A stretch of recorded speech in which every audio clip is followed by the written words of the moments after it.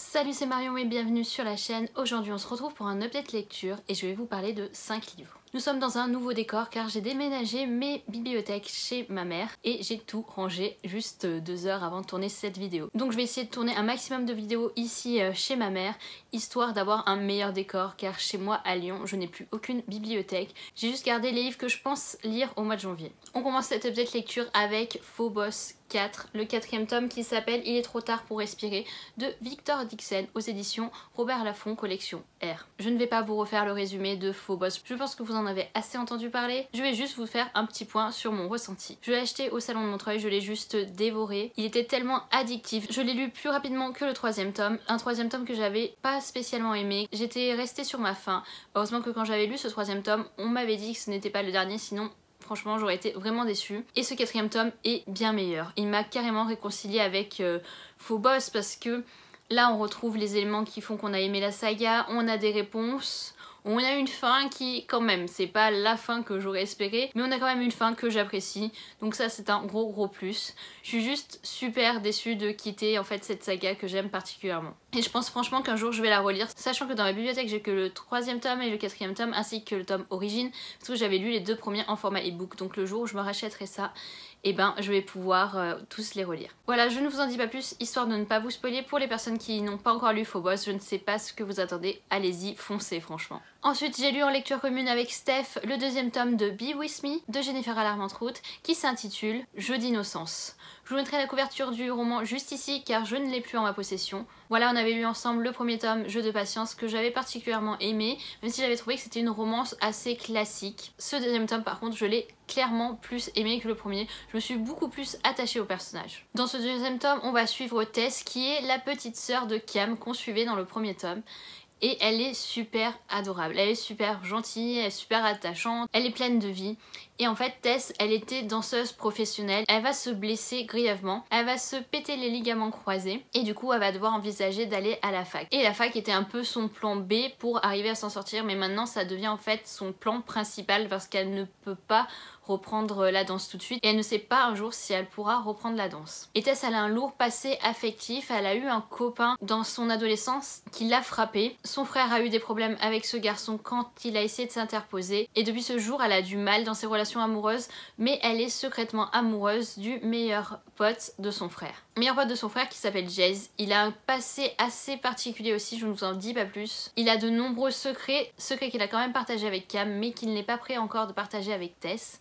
Ils se sont embrassés une seule fois et depuis Tess ne pense qu'à se baiser. C'est le schéma classique des romances. Si on lit pas mal de romances, on ne sort pas trop des stéréotypes de ce genre. Cependant, la plume de Jennifer Armentrout fait vraiment tout. On s'attache aux personnages, on a envie de savoir ce qu'ils deviennent et j'ai vraiment hâte de me plonger dans le 3e tome. Ensuite, j'ai lu Nightfall de Jake Alpern et Peter Kujawinski aux éditions Pocket Jeunesse. Je vous mettrai là aussi la couverture juste ici car ce livre m'a été prêté par Maud. J'avais terriblement envie de lire ce livre mais je n'étais pas certaine d'apprécier ce roman et lorsque Maud m'a proposé de me le prêter, j'ai sauté sur l'occasion et je me suis empressée de le lire. C'est un livre que j'ai lu en lecture commune avec une amie, Maureen. Nightfall, c'est l'histoire d'un village qui est sur une île. Et cette île est assez cyclique. Il y a 20 années de jour et 20 années de nuit, il me semble. Je suis pas sûre sur les 20 ans, mais c'est quelque chose comme ça. Et en fait, pendant ces 20 années de jour, la population fait son petit train de vie et quand la nuit arrive, ils vont devoir partir car ils ne peuvent pas rester sur l'île. On ne sait pas ce qui se déroule à ce moment-là. On sait juste qu'ils doivent laisser leur maison immaculée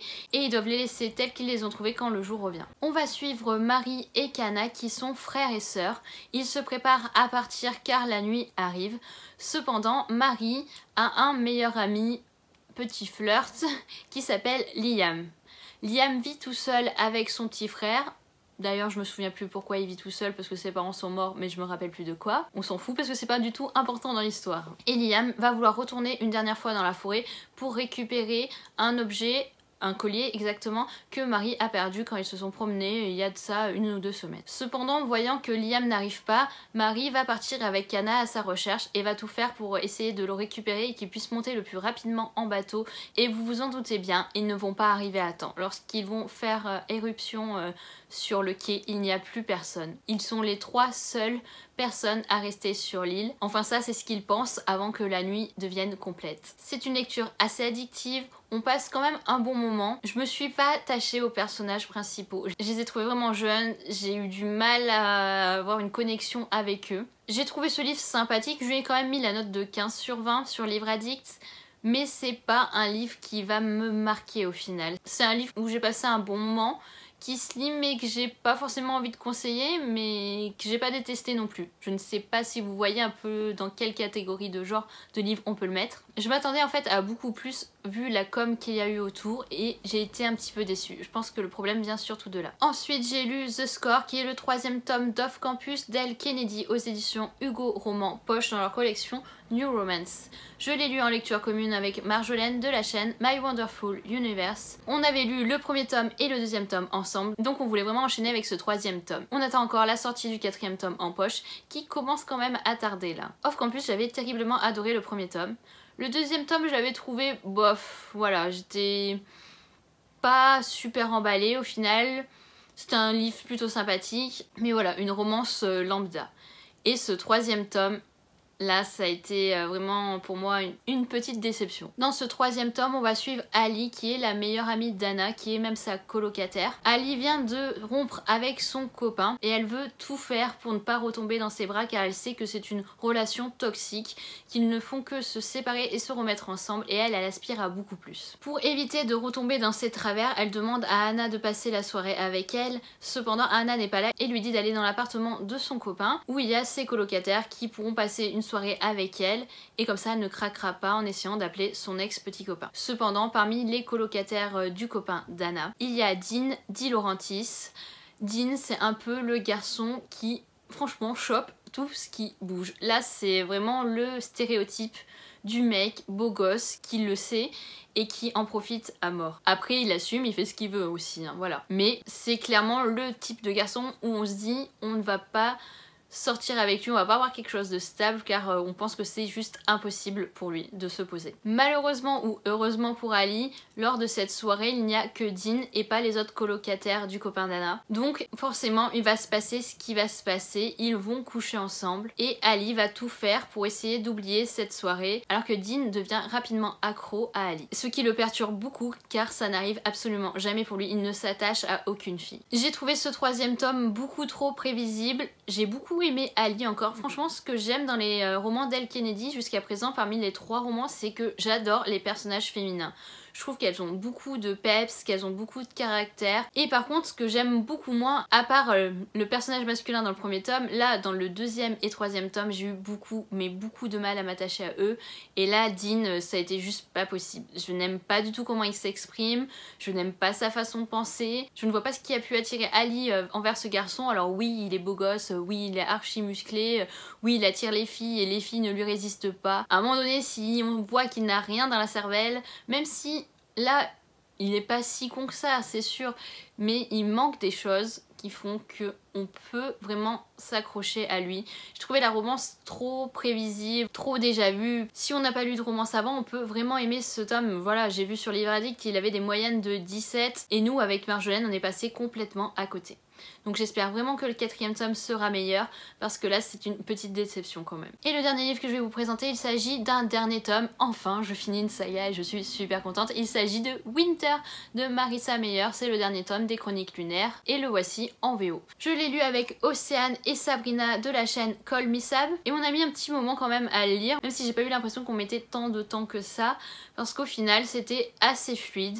J'ai beaucoup apprécié ce 4e tome, même si pour moi la saga n'est pas une saga coup de cœur, pas une saga qui m'a plus marqué que ça. Comme je l'ai déjà dit pour les autres tomes, on a quand même beaucoup d'action, on n'a pas trop de descriptions. Et le lire après Levana c'est super intéressant parce que moi Levana a carrément relancé mon intérêt pour le dernier tome. Mais j'ai trouvé quelques petits défauts. Déjà les personnages que je n'appréciais pas tellement dans les autres tomes, ben je les ai pas non plus aimés ici, c'est-à-dire Lou et Scarlett. Je suis désolée pour ceux qui aime Lou et Scarlett, mais moi ça l'a vraiment pas fait. Dès qu'il y avait Scarlett, je la trouvais insupportable. J'ai adoré les petites taquineries entre Cress et Thorne. On reste trop dans les romances entre les personnages. Alors oui, c'est des réécritures de contes, donc forcément dans les contes, il y a des romances, il y a une princesse, il y a un prince, mais je pensais que ça allait être au-delà de ça. Je pensais que ça allait partir vraiment plus loin, un peu comme les réécritures de contes de Sarah J. Maas où elle part du conte et après ça devient carrément son univers, etc.